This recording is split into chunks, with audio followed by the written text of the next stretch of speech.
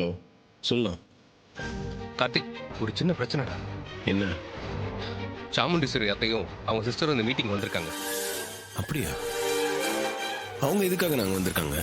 எனக்கு அது தெரியல, பட் வந்திருக்காங்க.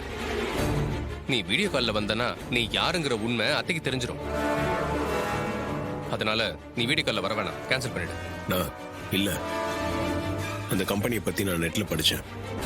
அந்த கம்பெனியோட கொலாபரேட் பண்ண நல்ல ஃபியூச்சர் இருக்கும். நம்ம கம்பெனியை அடுத்த லெவல் கொண்டு போயிடலாம். இந்த சான்ஸை மிஸ் பண்ண வேண்டாம். அதெல்லாம் ஓகே கார்த்தி, கம்பெனிக்கு நல்லது தான்.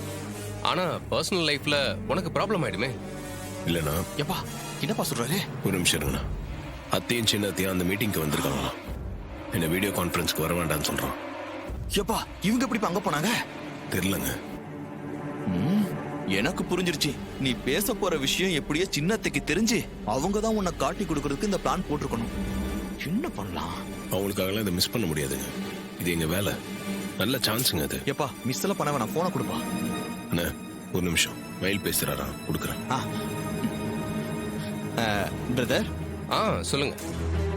இங்க பாருங்க, சகல மீட்டிங்ல பேசுறத கேன்சல் பண்ண வேண்டாம், சகல பேசட்டும். அது எப்படிங்க? கார்த்தி பேசணும் உண்மை தெரிஞ்சிருமே உங்களுக்கு. எப்பா அதுக்கு நான் பக்காவா ஒரு ஐடியா வச்சிருக்கேன், அதை மட்டும் ஃபாலோ பண்ணுங்க, எல்லாம் ஒர்க் அவுட் ஆயிடும். என்ன ஐடியா அது?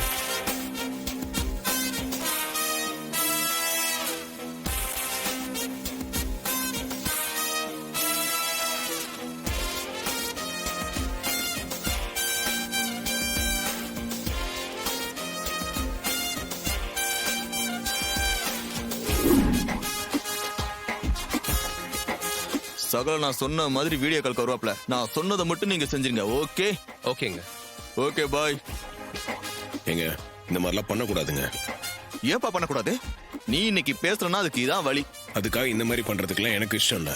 இங்க பார்ப்பா சகல, நீ வேணா நல்லவனா இரு, ஆனா நான் அவ்வளவு நல்லவன் இல்ல. நீ இன்னைக்கு மீட்டிங்ல பேசணும்னா நாம இந்த மாதிரி ஏதாவது பண்ணாதான் உண்டு.